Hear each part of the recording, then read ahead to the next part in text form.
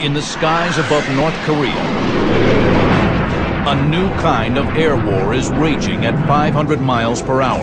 Jet versus jet, dogfighting for the first time in history. At the knife edge of the speed of sound, life or death is decided in fractions of a second. Now you're in the cockpit as American pilots pit their F-86 Sabres against communist MiG-15s, redefining air combat in pursuit of a previously unknown glory, the title of Jet Ace. Experience the battle. Dissect the tactics. Relive the dogfights.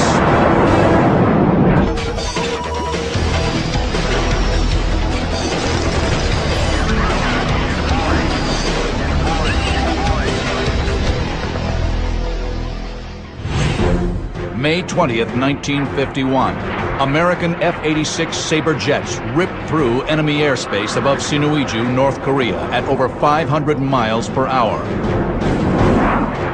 Their objective is simple: lure enemy MiGs into a fight and kill as many as possible. These pilots are pioneers of a new age. Air combat is now driven by the jet engine. These guys went into a very unknown environment. They went into a very tough war. This wasn't World War II. They took airplanes that were flying twice the speed of any fighter combat before, and they showed us how it was done. James Jabara flies element lead in a flight of 6. The 27-year-old captain is one of the best. A Mustang pilot during World War II, he's become a master of jet versus jet combat.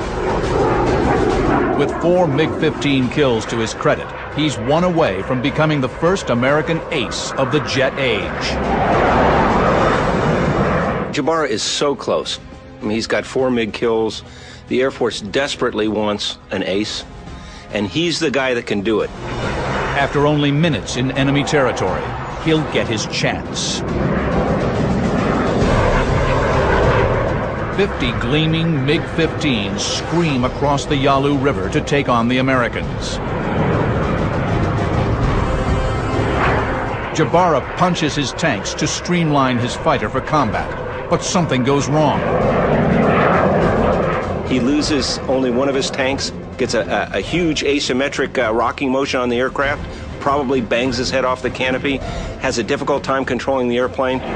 The pins securing the tanks to the wing have frozen, a common problem in the frigid skies of North Korea. Standing orders dictate that he must return to base. He puts both hands on the stick, steadies it, and gets the aircraft back under control, and then in a very short amount of time has to make that critical combat decision. Can I still fight with this airplane? Now, his judgment is weighed with his aggressiveness, and his aggressiveness wins out. Jabara and the rest of the Americans pull a right break into the oncoming enemy. Approaching head-on, the fighters close at over 1,600 feet per second. At this speed, it's next to impossible to get an accurate shot.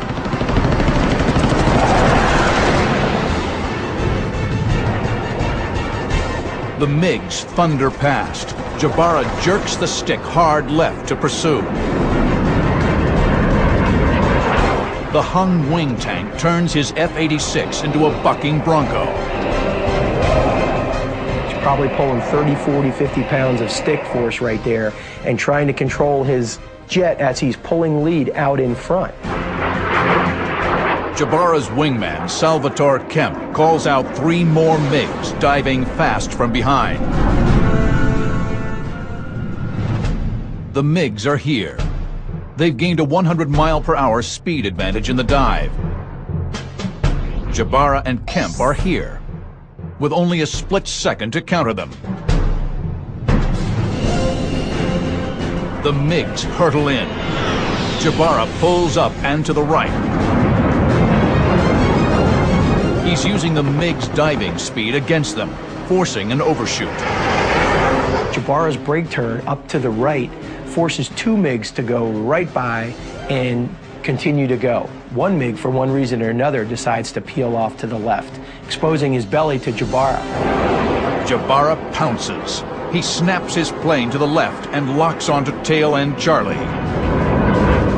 Not only is that the sign of a good fighter pilot, but it's a sign of a good fighter pilot in the new jet age. Things happen extremely fast, and those that are able to react almost before it happens are able to take advantage.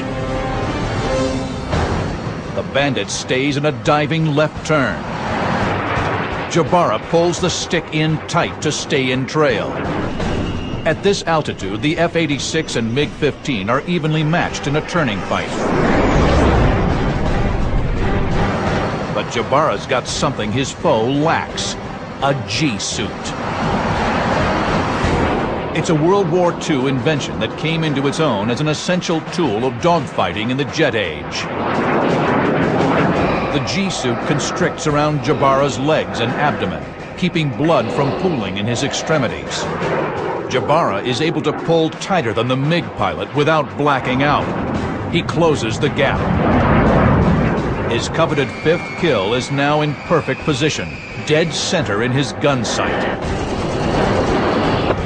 Jabara opens fire. 50 caliber rounds impact the MiG.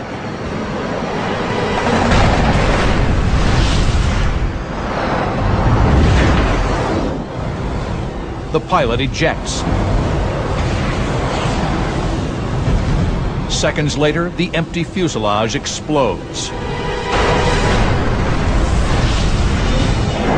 This is what he's been working for. This is why he's been in Korea. So he has got to be elated at this point. It's a confirmed kill. America has its first jet ace.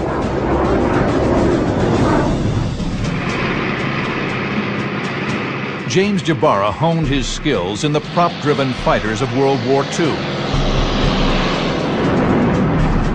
After the war, he became one of the first American pilots to fly the next generation of combat aircraft, the jet fighter. In a turbojet engine, air enters an intake and is compressed into a combustion chamber, where fuel is added and ignited. The rapidly expanding gas forces its way through a turbine and out the exhaust port, creating a massive amount of forward thrust. The jet engine was pioneered by British and German engineers during World War II. In the waning months of the war, the Germans were the first to send a jet fighter into combat, the Me-262. Twin turbojet engines gave it a 100-mile-per-hour speed advantage over prop fighters. The Me-262 combined jet technology with an innovative swept-wing design.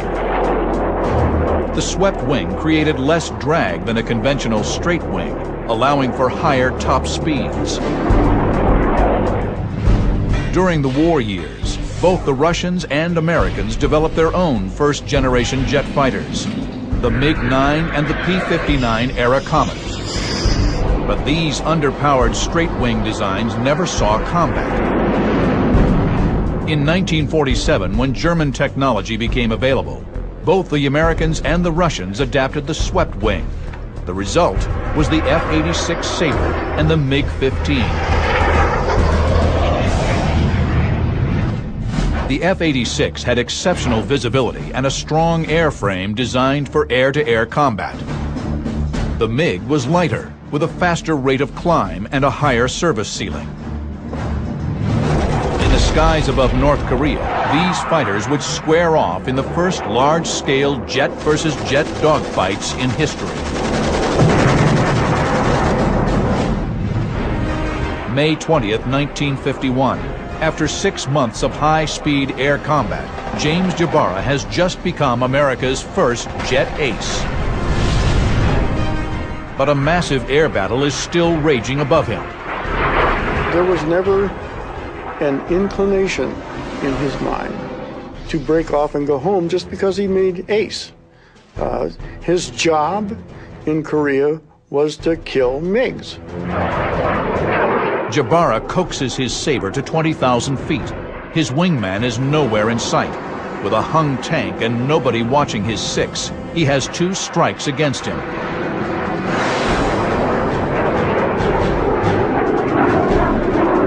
There's a swirl of activity. There are MiGs, there are sabers in the air. He looks forward and he sees 6 MiGs in the air above him. He immediately goes in the attack mode, just as you would expect him to, and he immediately goes for the trail aircraft, which is the smart thing to do, to pick them off one by one from behind. Jabara's gun ports are blazing. The MiG formation scatters, but number 6 climbs straight ahead. Jim was trying to close the gap, but of course the F-86 was slower than the MiG in the climb to begin with. With the Hung tank, it was very slow, and this MiG could have easily gotten away. But the MiG pilot makes a critical mistake and suddenly dives to the left. The maneuver plays right into the Saber's strength. It's faster in a dive.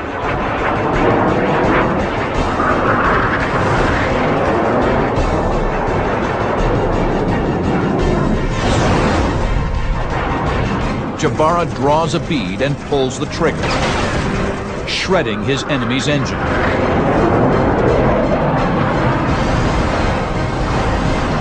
The powerless jet tumbles, his 6th kill. Suddenly, tracer fire envelops Jabara's canopy. The tables have turned. MiGs are on his 6 o'clock, closing in to avenge their fallen comrade. Well, now Jabara has committed a couple of cardinal sins. Don't engage if you can't drop your tank. Don't engage if you don't have a wingman. Don't fixate on the target. And that's exactly what he's done in this case. James Jabara realizes that his quest to become a jet ace could cost him his life. May 20th, 1951. Captain James Jabara is running for his life from 2 MiG-15s. He pulls hard to the left, attempting to throw his attackers off. Glowing 37 and 23 millimeter tracers smoke past the right side of his F-86. Jabara pushes his J-47 jet engine to full power. 5,200 pounds of thrust. But the Hung wing tank limits his speed to 500 miles per hour. 100 miles per hour less than the MiGs. What's worse, it handicaps his turning ability. With that tank and the slower speed, Jim was a sitting duck. He pulls hard, hits his speed brakes, pulls his speed brakes in, reverses, turns hard the other way, rolls out, accelerates, turns, doing this just to momentarily break up the gun-firing solution from the MiGs. The enemy pilots are padlocked on his tail. He is meat on the table, and unless something happens, Jabara's 6th kill will be his last kill. Luckily for Jabara, something does happen. American pilots Mo Pitts and Rudy Howell happen upon the scene.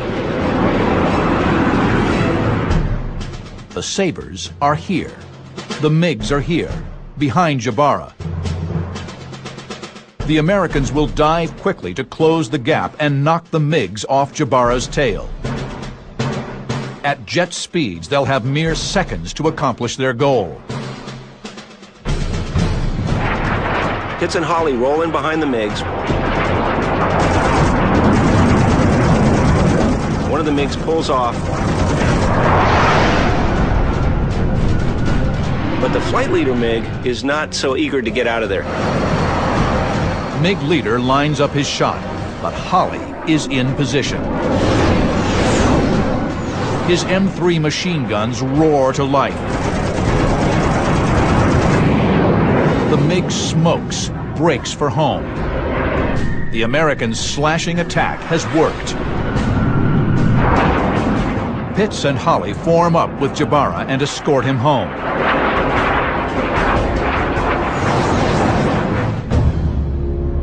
As Jabara taxis in, he finds a crowd waiting for him. It was a great day. We had our first jet ace, and we had a big celebration on the ramp, carried him around. Jabara is awarded the Distinguished Flying Cross.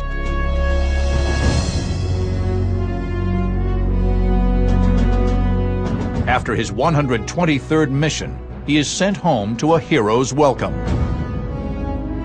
He returns to Korea in 1953 and adds an astonishing 9 more MiG kills to his tally, becoming one of only 2 triple aces during the war. Jabara was the first jet ace that the U.S. Air Force had. And this was a major triumph and a major accomplishment. He would be the first of many during that war, and he led the way. Jabara's historic achievement sets the bar for every American fighter pilot in Korea.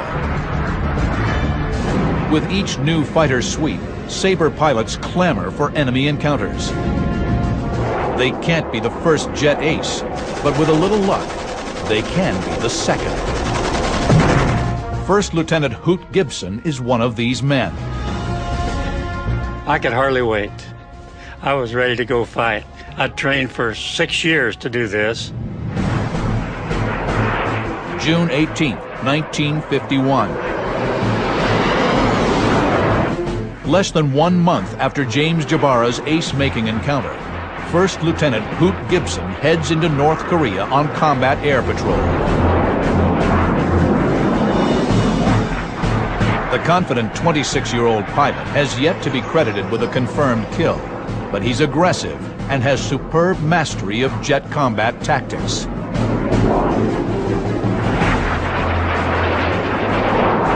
I had a lot of fighter time and a lot of experience simulating dogfighting. We thought we could whip anything, anybody in any airplane. Heading west toward the China Sea, Gibson spots glints at 3 o'clock high. MiGs. Gibson is here with a formation of 18 American Sabres. 50 MiGs are here, 3,000 feet above at 3 o'clock.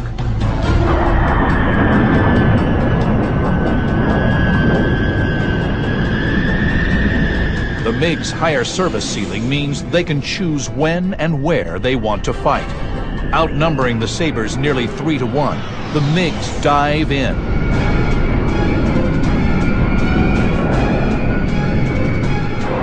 The Americans turn to engage the enemy head-on. Gibson throttles up. His Sabre covers 1 mile every 7 seconds. The jets merge in the blink of an eye.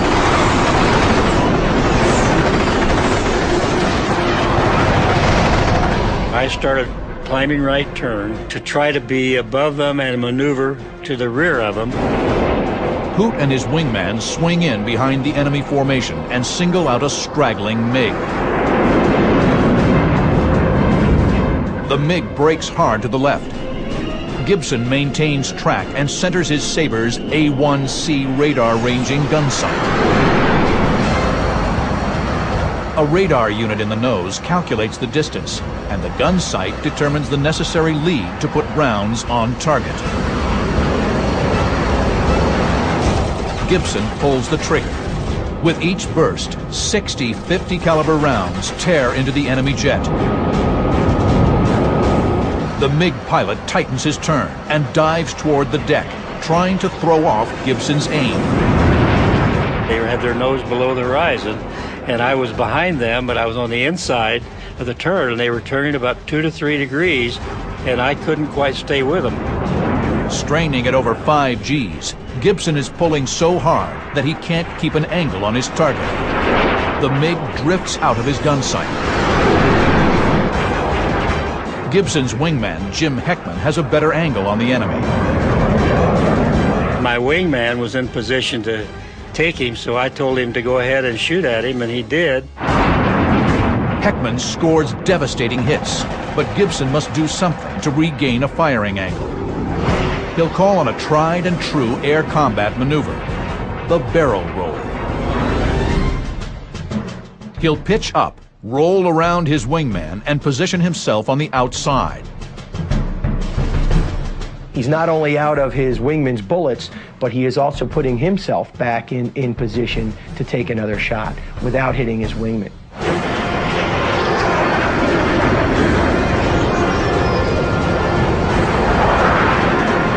I maneuvered in behind them and got a good burst on him.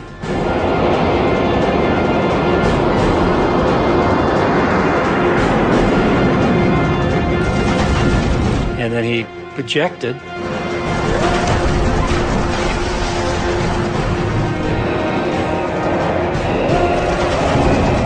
One down. But since Heckman scored the most damage, he'll get the credit.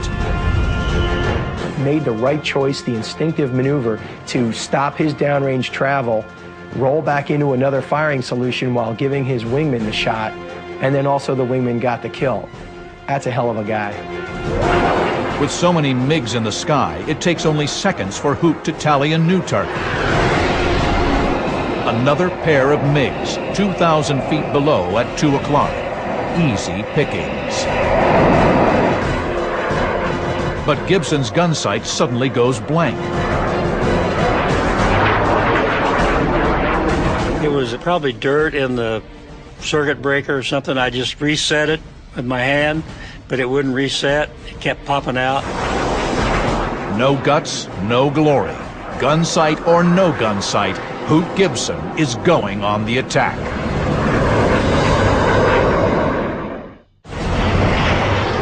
June 18, 1951. In a wild jet versus jet dogfight, F-86 pilot Hoot Gibson has seen one MiG-15 go down in flames. He's now in position to attack 2 more. The enemy jets are here. Gibson and his wingman are here. He has 2 options. He can nose down into a dive, but he may overshoot.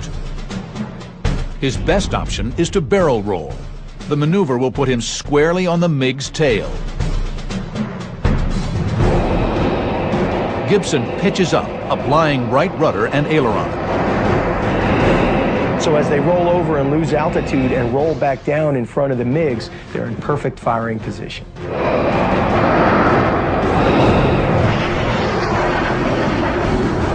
Hoot rolls wings level with 2 MiGs at his 12 o'clock. The enemy jets pitch up. The lighter MiGs can climb faster than the Sabres. Gibson must act quickly before they get away. I didn't have a gun sight anymore, so I had to stay close, and I'd say 400 or 500 feet, and I put the airplane in my windscreen at about where I thought the pipper would be.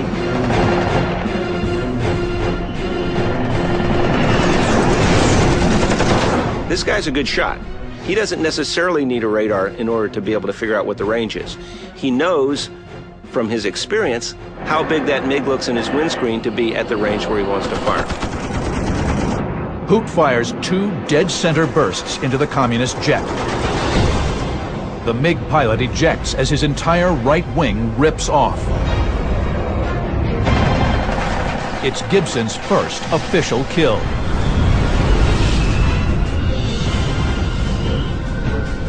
As the enemy plane spirals from view, Hoot catches sight of his commanding officer, Lieutenant Colonel Ben Emmert, below him at his 2 o'clock. He's chasing a MiG, but he's not alone. There's another MiG on his tail, closing in for the kill. He had tunnel vision for that MiG, and I called him and told him I had a MiG was on his tail, but I would be able to take care of him. Hoot acts quickly. Yet again, he barrel rolls to the right. Gibson levels out with the MiG dead ahead.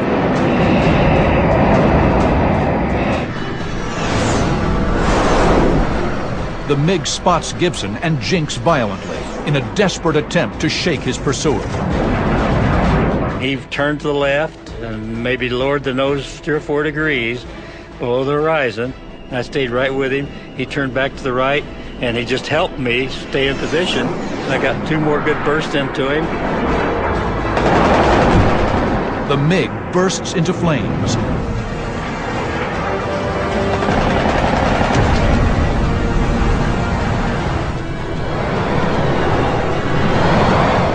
At 3,000 feet, the jet explodes.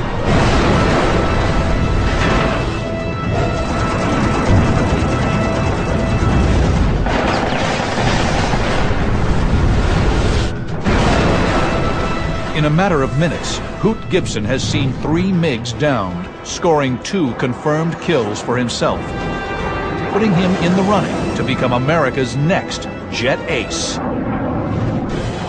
He claims his 3rd kill 3 weeks later on July 11th, his 4th on September 2nd, and on September 9th, 1951, Gibson downs a 5th, realizing his dream of becoming a jet ace. But the kill comes just minutes after Captain Dick Becker shoots down his 5th MiG. Officially, Becker is credited as the 2nd jet ace. Hoot Gibson is the 3rd. I felt good. That's what we were supposed to be doing, and I felt like that we were getting payback for all the training I'd been given. The early jet aces used the same principles of air combat developed for piston engine fighters of World War II. But techniques and tactics had to adapt to the new realities of high-altitude, high-speed jet combat. Fuel management became the overriding consideration in Korean War jet combat. Instead of the large squadron-sized formations of World War II, it was determined that flights of 4 Sabres continuously streaming in and out of the combat zone was the most efficient use of resources. This necessitated strict adherence to flight integrity and keeping the basic finger-4 formation intact. At jet speeds, any sudden maneuver could easily split a flight of 4 or cause a lead to be separated from his wingman. An American fighter left alone was vulnerable. The rule was, singles go south. Just weeks before the air war ends, 28-year-old Captain Ralph Parr will face this danger firsthand in one of the most harrowing dogfights of the new jet age. June 7th, 1953, 20 miles south of the Yalu River. Sabres of the 335th Fighter Squadron soar at 43,000 feet, hunting for enemy aircraft. Second Lieutenant Al Cox is element lead. On Cox's wing is Captain Ralph Parr. The weather was absolutely beautiful.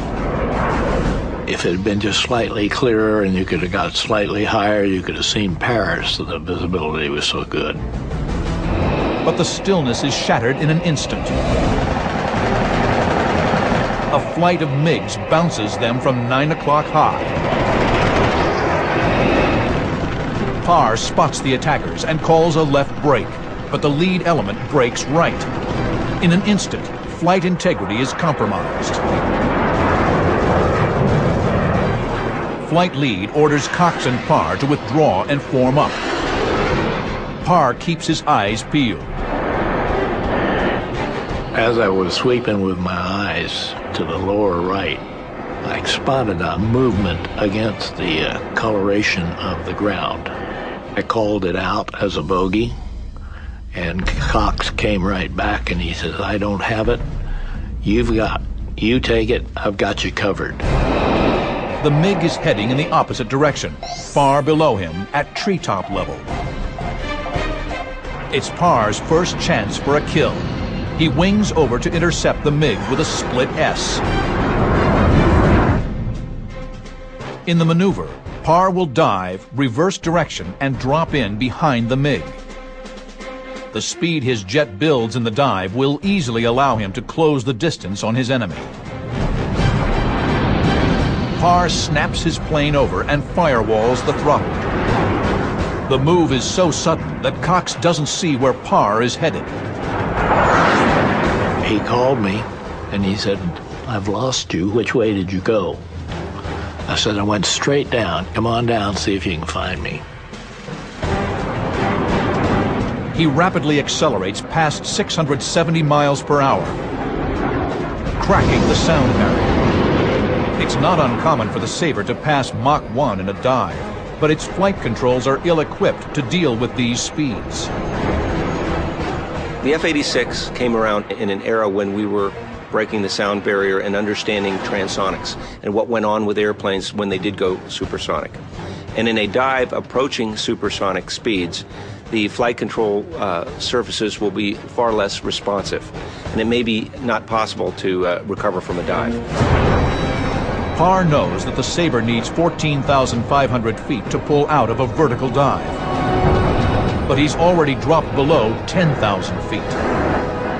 In the new jet age, things just get away from you. The speed builds up, and there's no way you can dissipate it because you don't have the aircraft controllability to slow your airplane down at that point. Even with idle boards, he's rocketing this jet at the ground at roughly 600 knots, 700 miles an hour roughly.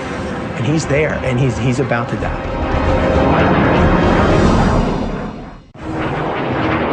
June 7th, 1953. Captain Ralph Parr is diving towards a MiG-15 that is hugging the treetops. Parr's biggest concern isn't the Bandit, but terra firma, rushing up at him at 1,000 feet per second. Self-preservation is now the only thing that matters. Parr pulls back on the stick, hard. He grunts like a weightlifter to keep from blacking out. The pull of 9 times the force of gravity instantly inflates the G-suit, gripping his abdomen and legs. For a moment, his body weighs 1,400 pounds. I suddenly realized, breathe. You're not breathing.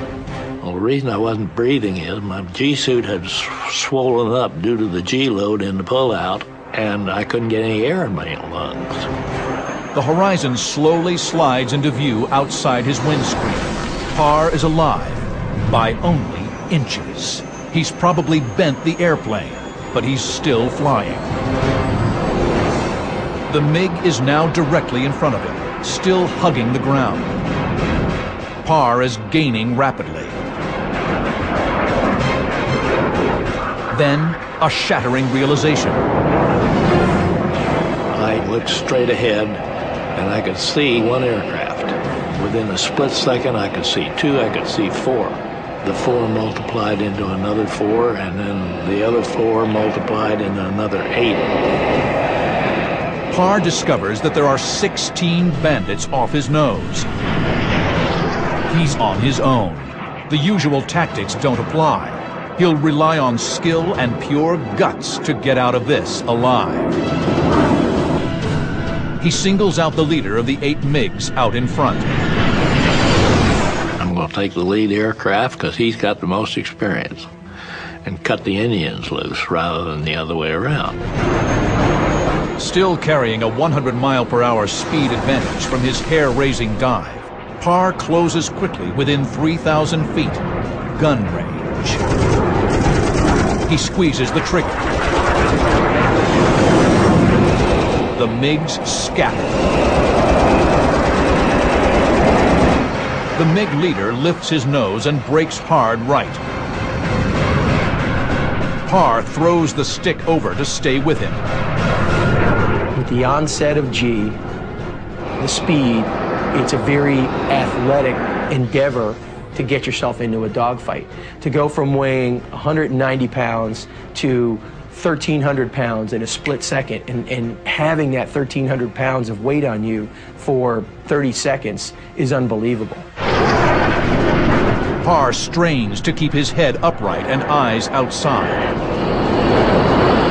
I was somewhere between 9.5 Gs, and my light on my gun sight, the reticle and the pipper, disappeared. Either a fuse has blown or a circuit breaker tripped. Not surprising, given the abuse thrown at the Sabre in the last 60 seconds. It was irritating. You're expecting to use it, you're depending on having it there, and all of a sudden it quits. There's no time to dwell on it. Par's on the verge of overtaking the MiG. His worst mistake would be to overshoot. He cuts the throttle to idle, pops his speed brakes, and does a half roll to bleed off airspeed. To keep from overshooting him, I came up and left it in close to him. So we wound up pretty much canopy to canopy like this. MiG leader counters Par's move. He's no slouch. The two silver jets begin an incredible aerial ballet, twisting around each other, barely 500 feet from the ground. It's called a rolling scissors. The object is to bring your guns to bear on your opponent by forcing him to slip out front. The only way to do that is by gradually reducing airspeed to the razor's edge of sustained flight. Now I'm looking down through his canopy, and I could see his feet. I could even see the laces in his boots. Par uses stick and rudder with just enough throttle. The MiG does the same. It's energy management in the extreme. Coordination is key. Someone is bound to slip up. It's the MiG pilot. He adds a little too much throttle in the roll and moves ahead of Par. I thought, friend, that cost you. And I booted outside rudder, outside aileron, and tried to slide in behind him. The next thing that went through my mind is, I'm gonna hit him. Par's heart is about to leap out of his chest. He slides the Saber's nose just inches from the MiG's shark-like tail. It's too close for comfort. The F-86 is thumped hard by the MiG's jet wash, a new hazard in the jet age. Par controls the buffeting Saber, reduces power, and backs off. I pulled the trigger, I hit him. He zigged off to one side, and I latched onto him, climbed into the saddle. But MiG leader is not about to throw in the towel. He rolled underneath, which caught me totally by surprise. I hadn't anticipated that at all. The MiG snap rolls to quickly change direction, attempting to regain the advantage and use his jet wash to keep Par at bay. Par stays on him like glue, but he must avoid the MiG's exhaust. The hot blast could flip the Saber at any moment. And as low as they are, there's no room to recover. But Ralph Parr is not about to give up now.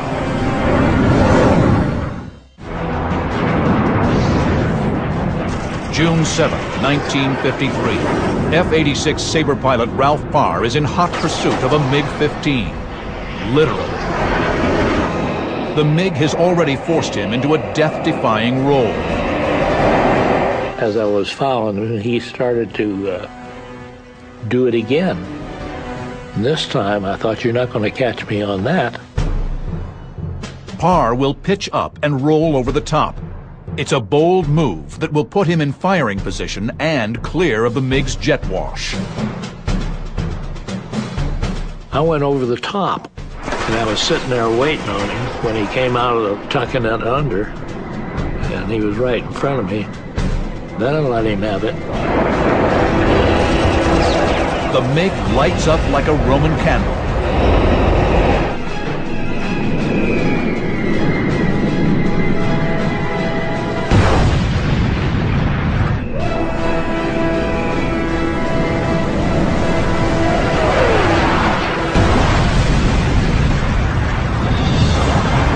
After an exhausting contest, Parr tastes victory for the first time. But there's no time to gloat. A quick glance over his left shoulder. More MiGs diving on him from 8 o'clock. Parr adds power while snapping the stick hard left. The Sabre responds instantly. Orange tracers drift menacingly close to his tail. The MiGs try to stay with him, but they're too fast. The first MiG overshoots, followed by the second and the third. But the number 4 MiG stays in trail. The experienced Sabre pilot senses his enemy is about to bug out. He got disheartened a little bit, and he didn't think he was going to make it. If he can trick the MiG and draw it in closer, Parr can force an overshoot and then go on the attack. What I had to do then was to back off on my turn to make it easier for him to get a shot at me. Parr widens his turn, allowing the MiG to think he has a chance. The MiG pilot takes the bait and maneuvers for a shot. Parr will wait until the last second, then load up and increase his turn rate. If the MiG overshoots, Parr will be able to reverse his turn and drop in on the MiG's tail. The MiG begins pulling lead. Parr pulls the stick back, adding power and throwing in more aileron. The MiG flashes by. Parr reverses, rolling in behind his target.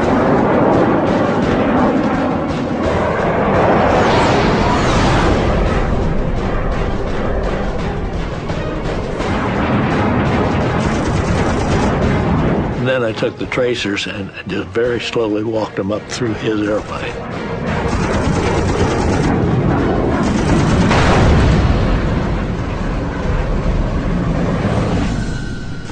Splash 2 for Ralph Parr.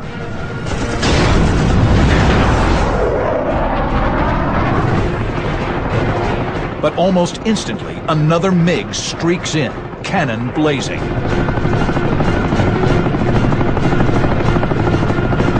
Again, Parr puts the Sabre into a crushing turn to force another overshoot. The MiG-15 screams past him, too fast to engage. The MiG climbs to rejoin his comrades. They've had enough. During 8 sweat-drenched minutes of jet-on-jet combat, Ralph Parr has engaged 16 MiGs and shot down 2.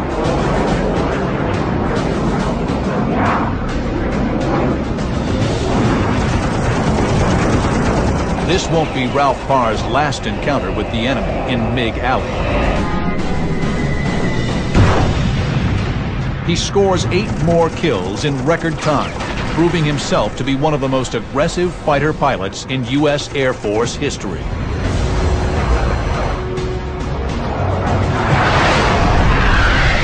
Parr joins James Jabara as one of only 11 pilots to claim 10 or more victories over Korea.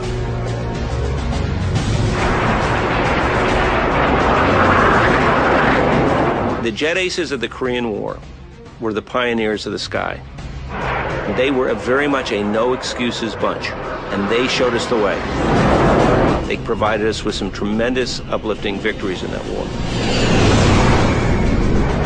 These are the guys that have mastered the speed, the new dogfighting. They've used tactics of old, but they're doing it at breakneck speed. In the crucible of air combat over Korea, these elite few fought the battles and wrote the textbook on jet versus jet warfare. Many of these veteran pilots stayed in the cockpit to take the next generation of jet fighters to war, shattering the sound barrier above Southeast Asia and ushering in the missile age. The modern era of air warfare was born, owing to the intrepid young aviators who stared down a communist onslaught and won.